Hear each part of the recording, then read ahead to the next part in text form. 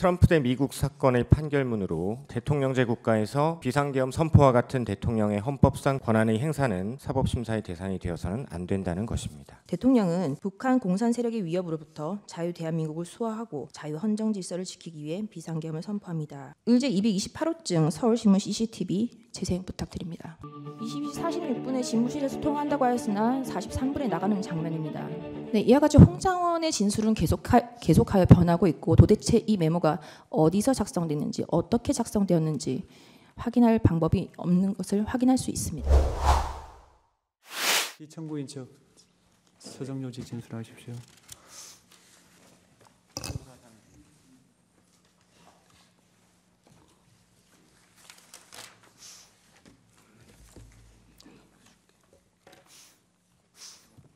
네, 이동찬 변호사입니다. 서정요지 진술하겠습니다. 의제 214호증 연방대법원 공식 판례집 번역 공증본입니다. 트럼프 대 미국 사건의 판결문으로 입증 취지는 대통령제 국가에서 비상계엄 선포와 같은 대통령의 헌법상 종국적이고 배타적인 권한의 행사는 권력 분립의 원칙에 따라 사법심사의 대상이 되어서는 안 된다는 것입니다. 이 사건은 트럼프 대통령이 2020년의 대통령 선거 결과를 부정하고 번복하려는 여러 시도를 했다고 하여 국가기망, 공식 절차 방해 등 4가지 범죄 혐의로 형사소추된 사건이었고, 트럼프는 당시 대통령으로서의 면책 특권을 주장하며 공소기각을 요청하였습니다. 이에 대해 2024년 7월 1일 미 연방대법원이 선고한 판결의 요지는 다음과 같습니다. 미국 헌법 제2조는 행정권은 대통령에게 속한다라고 규정하고 있다. 문헌에 상관없이 대통령의 행위 권한은 불가피하게 의회의 법률이나 헌법 자체에서 나온다. 후자의 경우, 즉 헌법 자체에서 나오는 대통령의 권한은 때때로 종국적이고 배제적이다. 그런 권한을 행사할 때 대통령은 자신이 취하는 조치가 의회의 명시적 또는 묵시적 의지와 양립할 수 없더라도 행동할 수 있다. 대통령의 배타적인 헌법적 권한은 당의 사안에 대한 의회의 행위가 불가능하게 한다. 그리고 법원은 헌법이 대통령에게 배타적으로 부여한 권한에 따라 대통령이 행동할 때 대통령의 재량권에 대한 사법심사를 할 권한이 없다. 즉 연방대법원은 헌법의 권력 분립 구조에 따른 대통령 권한의 본질로 인하여 대통령의 헌법상 종국적이고 배제적인 권한 행사에 대해서는 의회뿐만 아니라 법원의 심사 대상이 되지 않는다고 판결한 것입니다.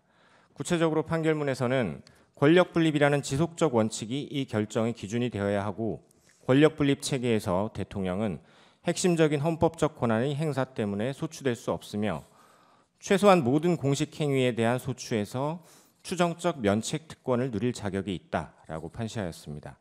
그리고 그 주요 논거는 다음과 같습니다. 헌법에는 대통령 면책 조항이 없는 것이 사실이다. 그러나 거기엔 권력 분립 조항도 없다.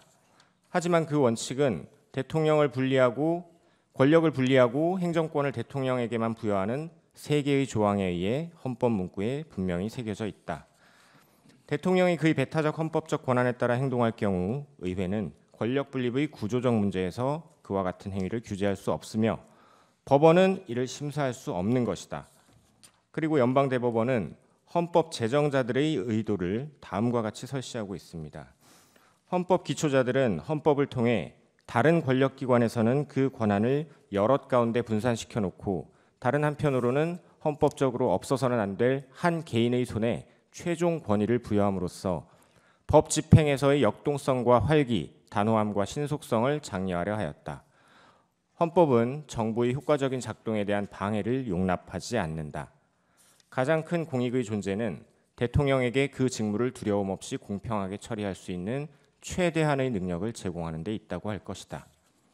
대통령이 헌법 제정자들이 예상한 대로 강력하게 그 권한을 행사할 수 있도록 보장하는 것은 그를 법 위에 두는 것이 아니라 그 법이 근거를 두고 있는 헌법의 기본 구조를 유지하는 것이다.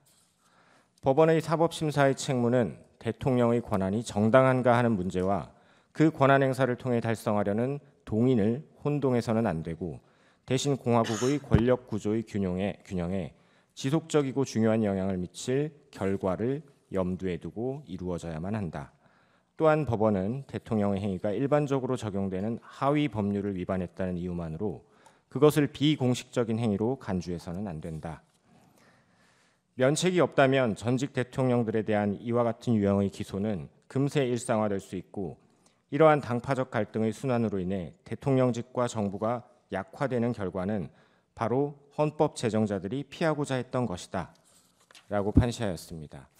그리고 연방대법원은 판결의 지침으로 다음과 같이 초대 대통령 조지 워싱턴의 관점을 소개하고 있습니다. 조지 워싱턴은 자신의 고별 연설에서 국민들에게 자유의 완전한 보장과 일치하는 만큼의 역동성을 지닌 정부는 필수적이라고 상기시켜준 바 있다. 그는 파당의 모략에 견디기에 너무 무력한 정부는 복수심으로 잔뜩 날을 세운 한 파당이 다른 파당을 번갈아 지배하는 가공할 전제주의로 이어질 수 있다고 경고하였다. 그리고 그러한 악순환을 피하는 길은 지배 권력이 적절히 분배되고 조정된 상태를 유지토록 하는 것이라고 설명하였다. 이 항구적인 원칙들이 이 사건에서 대법원이 내리는 판결의 지침이다. 헌법 기초자들이 설계한 권력분립 체계는 항상 활기차고 독립적인 행정부를 요구해왔다. 따라서 대통령은 자신의 핵심적인 헌법적 권한을 행사한 것으로 인해 기소될 수 없으며 대통령은 그의 모든 공식 행위에 대하여는 최소한 형사소추로부터의 추정적 면책을 누릴 특권이 있다. 이 사건은 240년 가까운 미국 대통령제 역사에서 건국 이래 최초로 대통령의 재임 중 행위에 대하여 전직 대통령이 소추되고 법정에서 다루어진 사례입니다. 그러한 점에서 이 사건 탄핵 심판에서도 고려돼야 할 중요한 법리를 포함하고 있는 그리고 시의성 있는 판결입니다.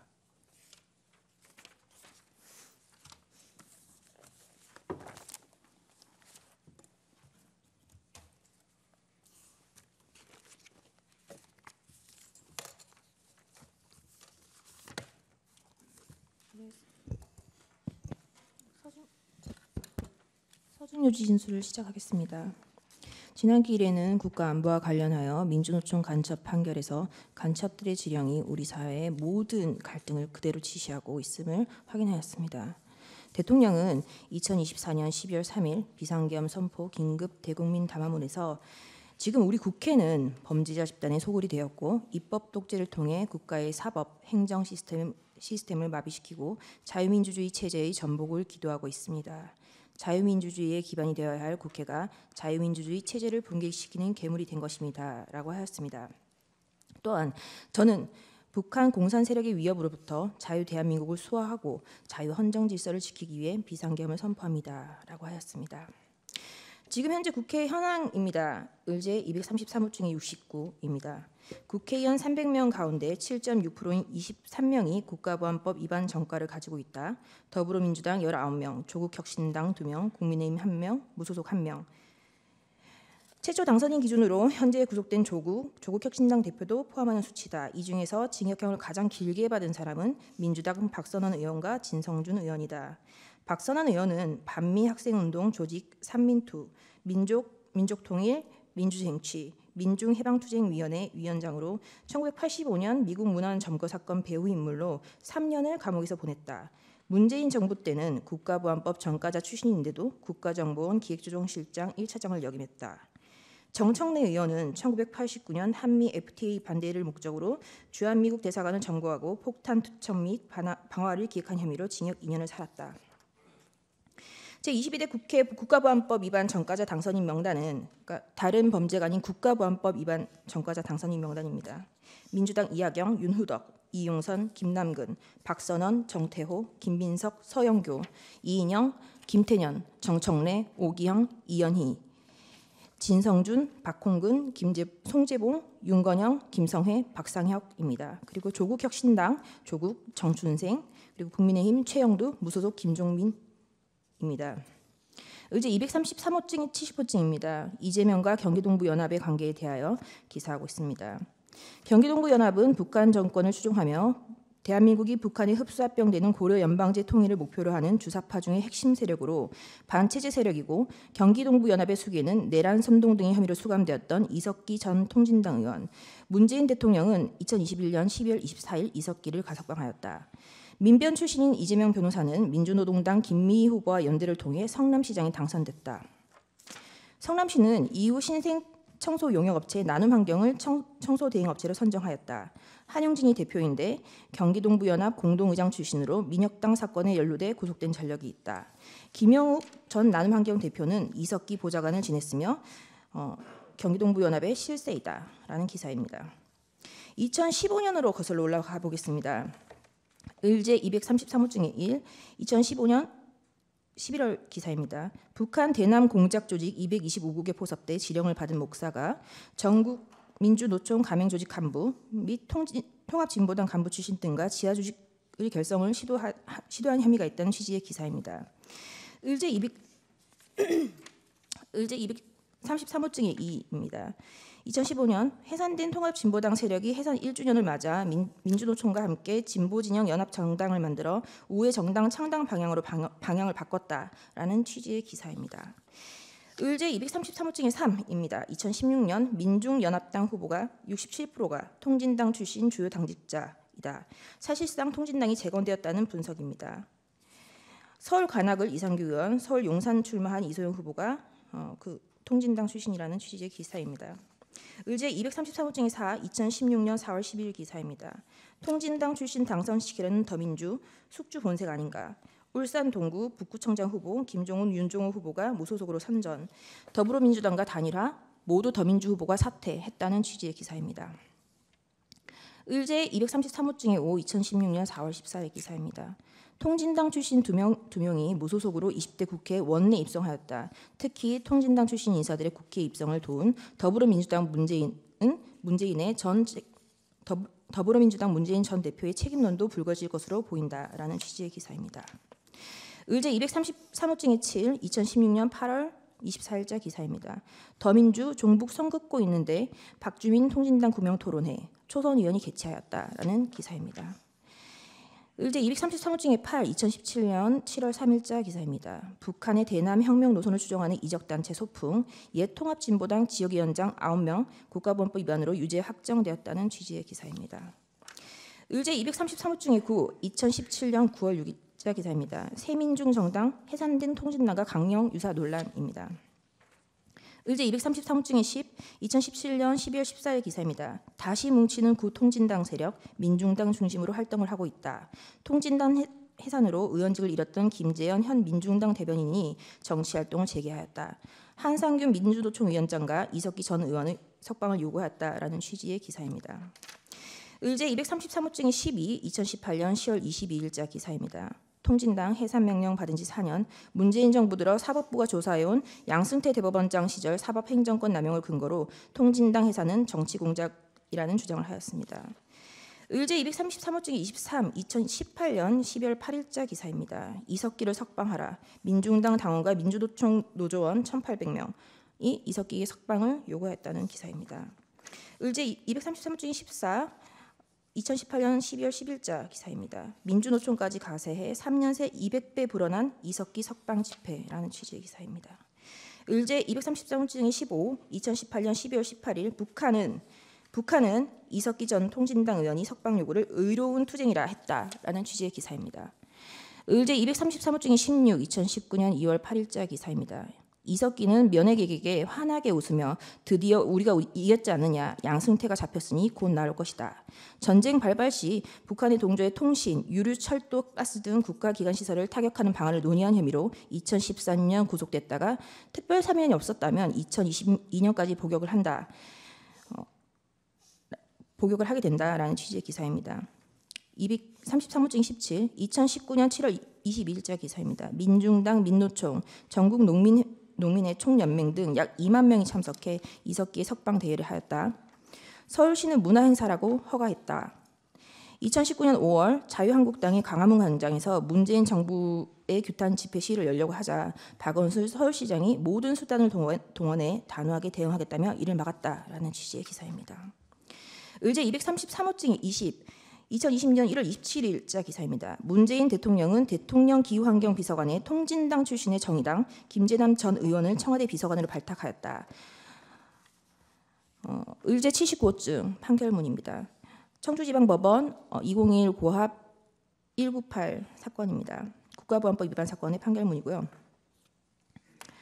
이 판결문에 2018년 2월경 북한의 지령을 살펴보면 이땡땡 변호사는 통일전선 대상으로 선전하고 사업하였으면 합니다. 한국타협투쟁도 철저히 서울변호사협회 등을 내세워 중장기적 안목을 가지고 올바로 지도해야 합니다라고 지령을 내리고 있습니다. 이와 관련된 기사입니다. 을제 233호증 28, 2021년 8월 10일자 기사입니다. 북한이 자주통일 충북동지회에 남한 내 인사를 포섭해 조직을 확장하라라는 지령을 반복적으로 보냈다. 이땡땡 변호사를 통일 전선 대상으로 선정하고 사업하였으면 한다. 이땡땡 변호사는 진보 성향 법관 모임인 우리법 연구회 창립 멤버이기도 하다. 문재인 정부 들어 김명수 대법원장 등 우리법 연구회 출신 전 현직 법관들은 법원뿐만 아니라 법조계 전반에서 주류로 부상했다라는 취지의 기사입니다. 을제 233호증 29, 2021년 9월 27일자 기사입니다. 통진단 해산 후 고립된 경기동부연합 민주노총 집행부 성남시를 장악해 부활하였다라는 취지의 기사입니다. 김준용 국민노조 사무총장은 그 노조가 전통적 대기업 노조가 기득권을 누리고 안주하는 사이에 경기동부연합 출신의 양경수 민주노총 위원장, 진경호 택배노조위원장이 비집고 들어왔다. 이들은 문재인 정권과 교감 아래 세력을 비역적으로 키웠다. 경기동부 연합 세력의 확장으로 학교에선 비정규직 노조가, 건설 현장에선 일용직 노동자가, 공무원 사회에선 공무직 비정규직 노동자가 투쟁의 핵심으로 등장했다. 민주노총의 비정규직 노조의 시대가 열렸고 경기동부 연합의 힘을 보여준 대표적 사례가 2010년 성남시장 선거이다라고 적시하고 있습니다. 을제 233호증의 31, 2022년 6월 12일자 기사입니다. 진보당은 울산 동구청장 포함해서 당선자 21명을 배출했다라는 취지의 기사입니다. 233호증의 32, 2022년 10월 21일자 기사입니다. 통진당 출신 인사가 이끄는 단체가 중고교생 미성년자를 모아 윤석열 퇴진 요구를 하는 촛불 집회를 준비 중이라는 기사입니다. 을제 233호증의 33, 2022년 10월 23일자 기사입니다. 교사가 학생들을 윤석열 퇴진 촉구 집회에 학생들의 참가를 종용하는 정황이 있다라는 취지의 기사입니다. 을제 233호증의 34, 2023년 3월 14일자 기사입니다. 다음 달 재보선을 앞두고 민주노총 통진당의 후신 진보당과 공조하여 민주노총 전북본부는 전주을 국회의원 재선거에 진보당 강성희 후보를 지지하겠다고 선언하였고 민주당은 후보를 공천하지 않아서 진보당 후보도 해볼만 하다. 그런 상황이다라는 취지의 기사입니다. 을제 233호증의 36, 2023년 4월 5일 제주 히읗기역 한길회입니다. 한길회는 주체 사상을 지도 이념으로 조국 통일의 한길을 가겠다라는 의미의 조직입니다. 그 조직원이 진보당 활동에서 활동하면서 제주도에서 지하 세력을 결성하였다라는 취지의 기사입니다. 을제 233호증의 38, 2023년 4월 7일 통진당의 후신 진보당의 강성희 의원이 7년 만에 국회에 입성했다라는 취지의 기사입니다. 을제 233호증의 39, 2023년 4월 8일 진보당 강성희 의원이 국방에 배치될 가능성이 커졌다. 국방위원이 되면 비밀 취급 인가증이 생겨 한미연합훈련의 구체적 일정, 방위비 내역, 첨단 무기체계와 전략 배치, 군사기밀 열람이 가능하다. 비교섭단체 의원의 상임위 배정은 국회의장의 권한인데 민주당은 문제가 없다라는 입장이었다고 기사는 적시하고 있습니다. 을제 233호증이 44, 민주노총은 20년간 114회 방북하였고 2003년 6번을 시작으로 노무현 정부 기간인 2005년부터 2008년 87회 북한을 방문하였다. 2000년 창단된 민노당은 2003년 4회를 시작으로 86번 방북, 2007년에는 월 평균 2회 북한을 방문, 이석기가 2003년 3월 국가보안법위원회로 실형의 선고를 받고 그해 8월 광복절 특사로 가석방되었는데 가석방되었고 2005년 8월 특별사면으로 복권되었다. 이석기는 2005년 3월 31일 가석방 기간 중에 북한을 방문했다는 취지의 기사입니다. 을제 233호증의 45, 2023년 5월 19일자 기사입니다. 진보당 강성희 의원이 더불어민주당 강경파 초선 모임인 철험회 공정사회포럼에 가입하였다. 철험회는 당내에서 검수완박, 언론개혁, 김건희 여사 특검과 같은 강경 노선을 주장하는 의원들의 모임이다라는 취지의 기사입니다. 233호증의 49, 2023년 10월 31일자 기사입니다. 정호희 전 민주노총 대변인이 민주노총 주류는 민주당이 하청이 되었고 민주당을 위한 용역투쟁을 한다. 민주노총 홈페이지를 보면 이명박, 박근혜, 윤석열 정권 퇴진 투쟁은 수없이 등장하는데 문재인 정부 때는 단 한 번도 나오지 않는다. 민주노총의 주류인 조국통일파 NL이 민주당의 하청 계열화되었다라는 취지의 기사입니다. 제22대 국회의원 선거는 2024년 4월 10일이었습니다. 을제 233호증의 52입니다. 2024년 2월 14일 더불어민주당이 추진하는 비례위성 정당인 민주개혁진보선거연합의 주한미군 철수, 사드 반대운동, 광우병 집회, 천안함 계담 살포 등의 주역이 참여했다. 민주당은 이번 총선 녹색정의당을 비롯하여 통합진보당의 후신인 진보당과도 비례위성정당, 지역구 선거연합을 논의 중이다. 반윤석열 전선을 펼치겠다는 의미다. 2020년 21대 총선에서 민주당의 위성정당이었던 더불어시민당은 당선권 앞순위 1번에서 10번까지를 소수정당과 시민단체 몫으로 배정하였다. 정의기억연대 윤미향, 기본소득당 용혜인, 양이원영이 수혜자이다. 라는 취지의 기사입니다. 을제 233호증이 53, 2024년 2월 17일 이석기 통진당 후신 진보당이 범야권 비례연합정당 협상 과정에서 더불어민주당이 최소 15개 지역구를 달라고 요구했다. 그리고 83곳에서 출마를 준비하고 있다라는 취지의 기사입니다. 233호증이 54, 2024년 2월 20일자 기사입니다. 민주, 반미, 친북, 괴담 세력의 비례 당선권 20석 중 절반 내줬다. 민주당은 이와 별도로 민주당 소속 현역 의원이 있는 울산 북구에는 진보당으로 후보를 단일화하기로 했다라는 취지의 기사입니다. 을제 233호증이 55, 2024년 2월 22일자 기사입니다. 민주당 위성정당의 대가로 통진당 후신의 울산 북구 지역구 한석, 비례 3석, 총 4석을 보장했다라는 기사입니다. 233호증이 56, 2024년 2월 22일자 기사입니다. 간첩단 터질 때마다 통진당의 후신인 진보당의 도당위원 장 등 주요 간부들이 최근 몇 년 새 방첩당국에 적발된 5개 주요 간첩 사업단 사건에 연루돼 기소되었다는 기사입니다. 을제 233호증이 57, 2024년 2월 25일 더불어민주당 출신 개혁신당 이원욱 의원이 종북 경기동부연합 이재명 숙주로 국회 진출, 통진당의 뿌리를 두고 있는 이념 세력의 국회 진출을 위한 위성정당 철회 촉구의 기사입니다. 233호증이 58입니다. 2024년 3월 2일 민주당은 통진당의 후신 진보당과 선거연대를 가속했다. 72곳에서 단일화를 진행 중이다. 라는 취지의 기사입니다. 233호증이 59, 2024년 3월 4일 진보연합의 꿈 이재명이 이루어져 윤영덕 의원은 민주당은 윤석열 정권 심판에 동의하는 모든 세력과 연대한다라고 했다는 기사입니다. 233호증의 60, 2024년 3월 6일 국보법 수배 민주노총 간부 민중당 대표도 비례 당선권, 민주당은 위성정당으로 당선 안정권의 배치를 약속했다라는 취지의 기사입니다. 233호증 60일 2024년 3월 12일 당선권의 종북세력 줄포진 민주당 정당의 헌법질서 긍정의무 위반 종북세력 공천의 반헌법성을 지적하는 기사입니다.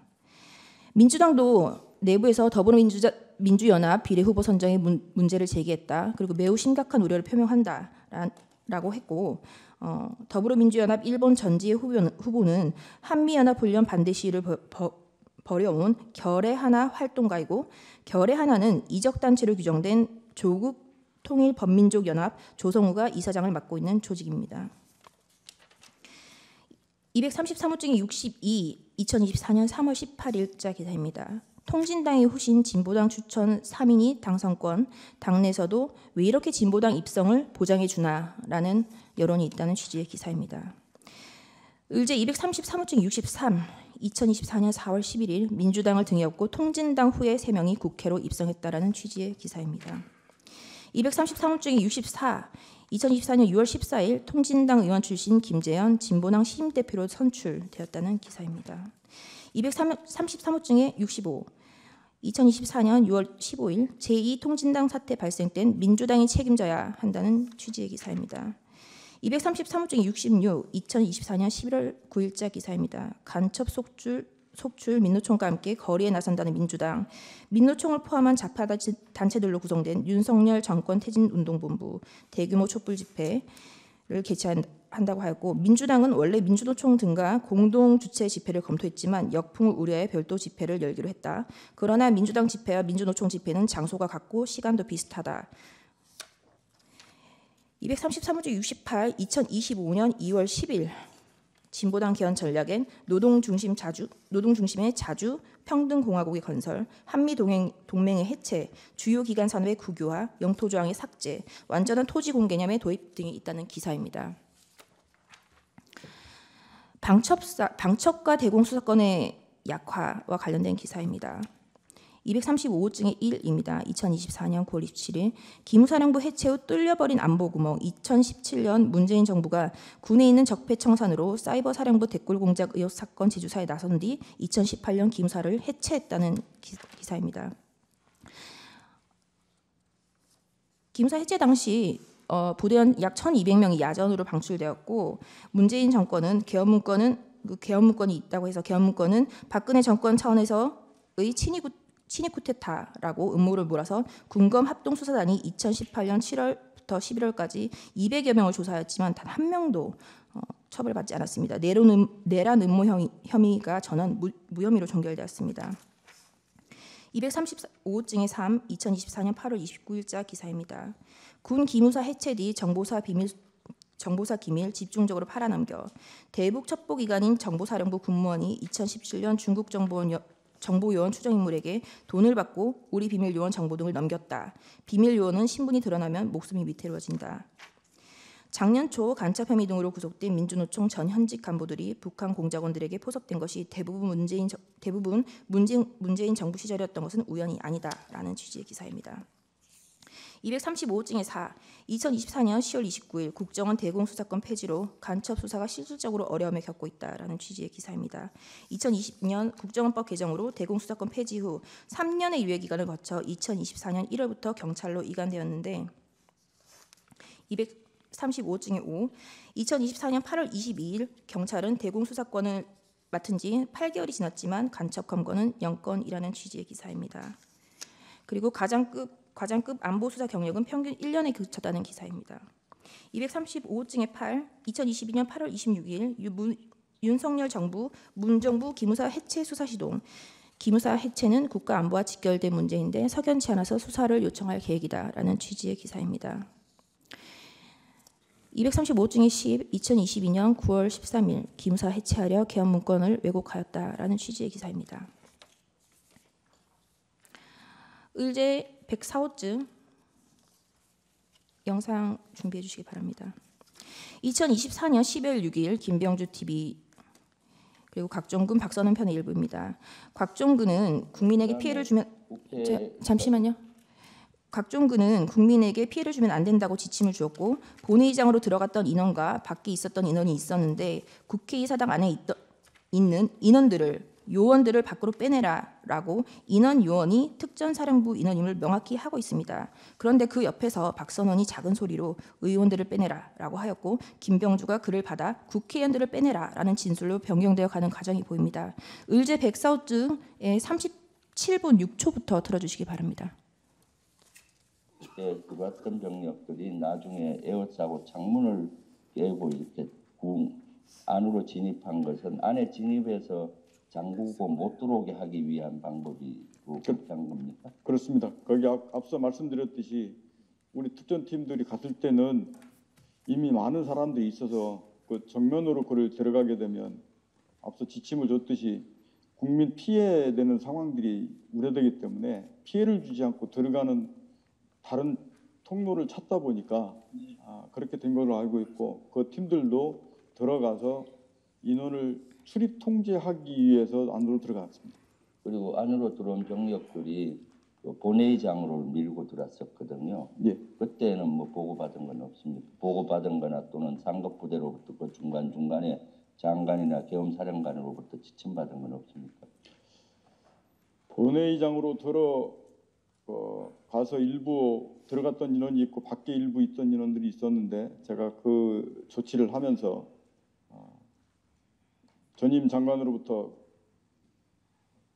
국회의사당 안에 있는 의원들을 밖으로 이렇게 좀 빼내라.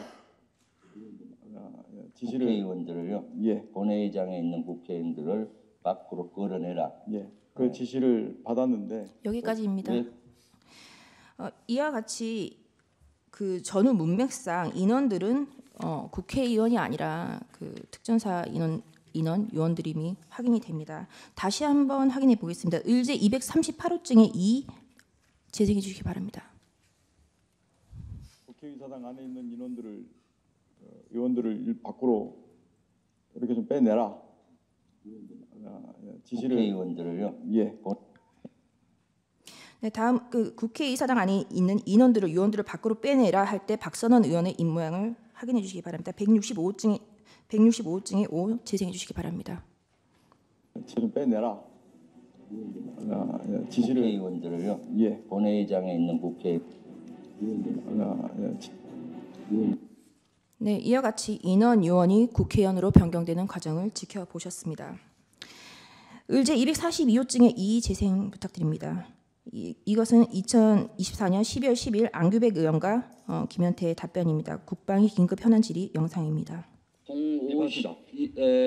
4일 날 새벽 50분경에 50에서 55분 사이에 어간에 국회 지하 통로를 통해서 본청으로 들어오는데 우리 특임단장과 약 10여 명의 대원군들이 무장을 하고 계셨어요. 그런데 왜 그 당시에 원 의원을 제지나 또 체포하지 않았습니까? 네, 제가 정문을 들어가게 된 계기는 정문에서 몸싸움이 격해지면서 우리 국민들과 부대원들의 안전이 우려가 됐습니다. 그래서 사령과 함께 얘기를 하고 부대원들을 뒤로 물렸습니다. 그리고 다른 문을 찾고자 했고 열려있는 창문을 찾아봤으나 없었습니다. 그래서 제가 깨고 들어가서 정문 쪽으로 가서 안쪽에서 정문을 확보하자고 얘기하고 들어갔습니다. 아니 본 의원을 지하 통로에서 마주쳤잖아요. 예, 그렇습니다. 그때 상황 판단이 어땠냐 이런 얘기. 저는 이제 의원님을 알기 때문에 의원님을 뵀을 때 순간 의원님 오시는구나 이런 생각을 했고, 사실 뭐 제가 국회에서 안에서 그 당시에는 국회의원님들을 막아야 되고 이런 걸 지시받은 바 없기 때문에 의원님을 그냥 지나치고 이렇게 알았습니다. 소용이 없었습니다. 네, 자 이경민 소장. 네, 의원들을 끌어내라라는 지시를 받은 바가 없기 때문에 그 안규백 의원을 마주치고도 지나갔음에도 불구하고 전혀 아무런 조치를 취하지 않았다라는 진술입니다. 의제 화상기 틀어주시기 바랍니다. 의제 241호증의 1 우원식 의장의 월담 사진입니다. 뭐 그 국회를 봉쇄했다라는 취지인데요. 뭐 어떻게 보면 이것이 저에게 불리한 증거일 수도 있겠습니다만 그 아무도 없는데 우원식 의장이 월담을 하는 사진입니다. 이것은 우원식 의장 스스로 뒤에서 누군가가 사진을 찍어준 거겠죠. 네, 이렇게 사진이 찍혀 있고요. 의제 241호증의 5 재생 부탁드립니다.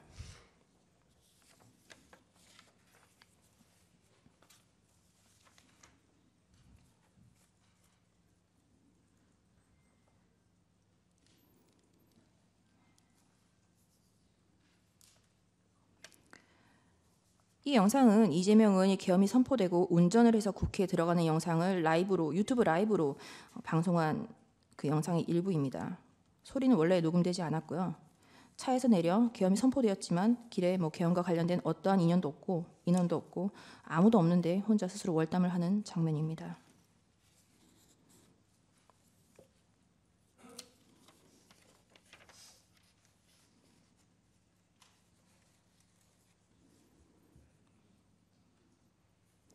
네, 의제 241호증의 2 재생 부탁드립니다.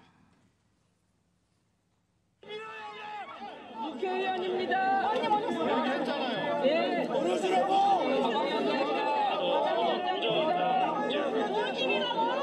왜 지금 가라 문제를 해결하죠. 국회의원입니다. 계엄을 해제할 수 있는 사실상 유일한 방법은 국회 의결. 자, 보좌진단 들어가세요. 보좌진. 국회가 재적의원 과반의 찬성. 네, 국회의원과 보좌진들이 신분증을 확인하고 들어가는 장면입니다. 의제 241호증의 3 재생 부탁드립니다. 지금 이제 대통령 그 담화 보고 다들 속속들이 지금 국회로 모이고 있는 겁니다. 그래야지 언제든지 이제 뭐 이거를 소집 해제를 하든지 뭐 이런 걸 할 수 있으니까 계엄령 해제. 만약 국회를 해제한다는 얘기가 있는데 만약에 저는 그런 사태까지 가게 되면은 정말 폭동 수준이 될 것 같아서 그렇게까지 안 가길 바랍니다. 네. 조국혁신당 조국 대표에 이어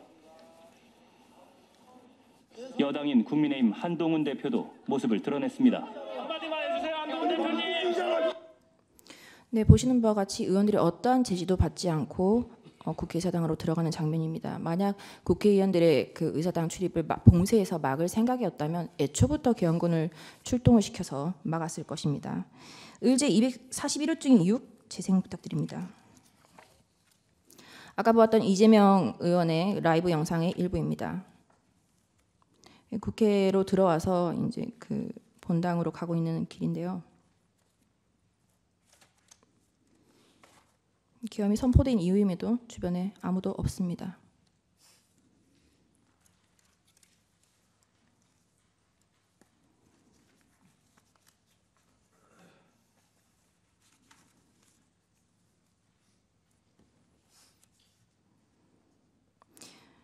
네, 의제 241호 중에 7 재생 부탁드립니다. 건물 안으로 들어가는 장면입니다.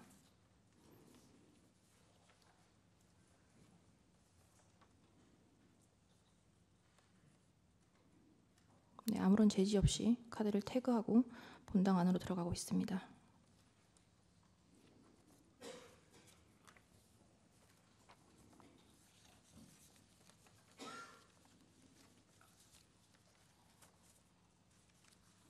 그리고 누군가를 악수를 하고요. 계속해서 아무런 제지 없이 어딘가로 가고 있습니다. 여기까지 재생 부탁드립니다. 다음 의제 243호증의 2 재생 부탁드립니다. 알겠습니다. 자, 지금 나가서 정리하시면 돼. 지금 나가세요. 다 책임지십니다. 네. 국회에 진입했던 계엄군도 철수를 시작했습니다. 오케이. 이동하자. 자, 이동하자. 이동하겠습니다. 하지만 국민의 뜻을 외면한 군에 대한 시민들의 분노는 쉽게 풀리지 않았습니다. 뒤에 저희가 받을게요. 형, 저희 복귀도 못하게 하시면 복귀할 걸 왜 오냐고. 그러니까 복귀할 걸 뭐하러 오냐고. 국민 여러분 좀 한 번만 도와주시면 안 되겠습니까? 네, 1시 11분에 군인들이 철수하는 장면입니다. 의제 127호증의 일부 수사보고 홍정은 작성의 진술서를 제출하겠습니다. 홍정은이 지난번 증언을 하러 나와서 이 진술서 뭐 오른손으로 썼는지 왼손으로 썼는지 확인이 불가능합니다만 어쨌든 2024년 비상계엄 글자를 알아보기 어려워서 그 수사 보고서에 이와 같이 그 해석을 달아놓은 것이 있어서 그것을 읽겠습니다. 2024년 비상계엄 당일 야간에 있었던 만화 같은 일들을 말씀드리고자 합니다라고 정보에 출석하기 전에 이와 같이 시나리오를 썼던 것 같습니다. 지난 기일 이제 그 홍장원은 22시 58분경의 전화와 23시 06분에 그 전화를 받고 메모의 작성 과정에 대해서 그 진술조서의 기재는 병원에 입원하고 있어서 약을 먹어서 진술하였기 때문에 기억이 명확하지 않았다라는 취지로 증언을 하였으나 이 정보에 가기 전에 작성했던 이 메모는 약 먹고 쓴 것이 아닐 거기 때문에 그리고 여기에 작성된 그대로 진술을 하고 있습니다. 10시 53분에 대통령으로부터 전화를 받아서 뭐 이번 기회에 다 잡아들여 싹 다 정리해 대공수사권을 줄 테니까 방첩사를 도와 지원해 라고 하였고 10시 58분에 첫 번째 증언에서는 10시 58분에 뭐 서로 간에 정신이 없어서 아무런 말 없이 끊었다고 했다가 조태영 원장이 동선이 다르다라고 확인을 하니 CBS나 그 채널A 인터뷰에 나와서 자신의 동선을 밝혔으나 그마저도 거짓임이 드러났습니다. 그러자 10시 58분에 뭐 어떤 대화가 있었다. 미리 명단을 불러주겠다라는 대화를 하였다라고 하나 그 지금 6일이나 5일날 작성한 것으로 보이는 이 비망록에도 58분에는 어떠한 대화가 없었고 어떻게 된 거야? 국회는 경찰과 협조에 봉사하고 있습니다라는 대화는 11시 6분에 대화를 하였음을 이 비망록은 기재하고 있습니다. 의제 228호증 서울신문 CCTV 재생 부탁드립니다.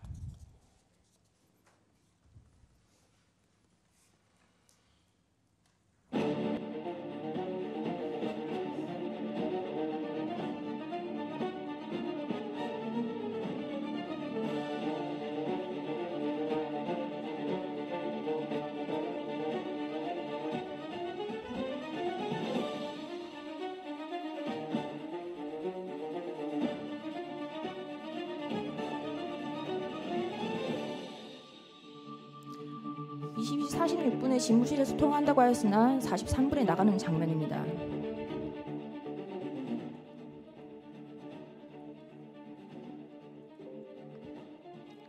(46분에) 집무실이라고 하였으나 45분에 이미 공간으로 가고 있는 장면입니다.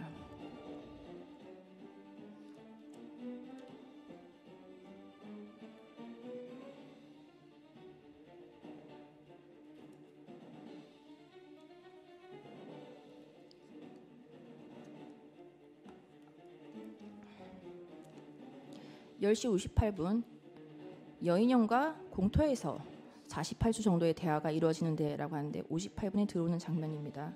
홍장원은 누군가와 통화를 하고 있고 통화 기록상 여인형과의 통화인 것이 확인이 됩니다.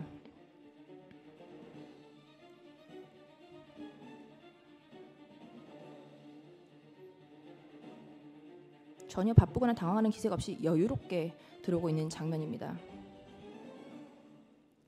소추인 측은 이와 같은 영상에 대하여 CCTV의 오차 범위를 논하였으나 10시 58분에 여인형과의 통화 그리고 CCTV의 시각이 명확하게 일치하는 것을 확인할 수 있습니다.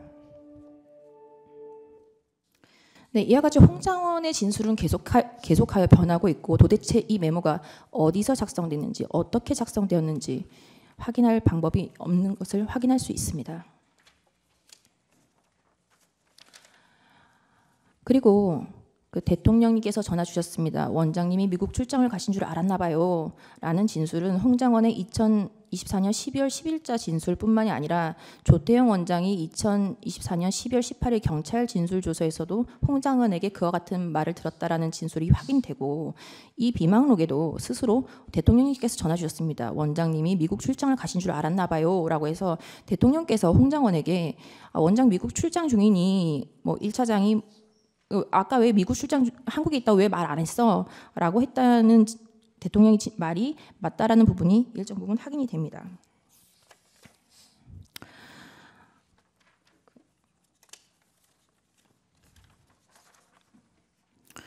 홍장원은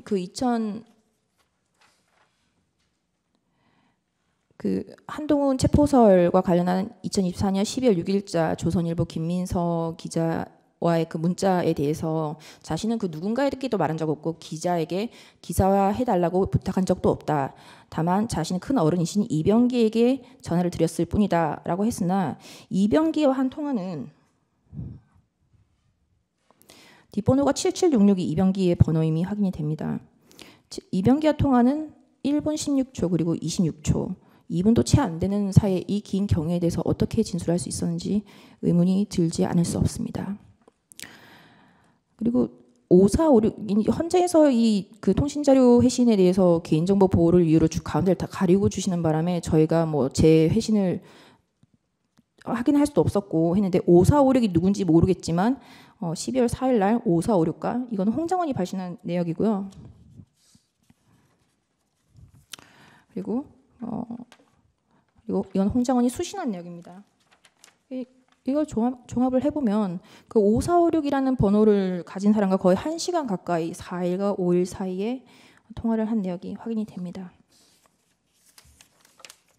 네, 이상 서정유지 진술을 마치겠습니다.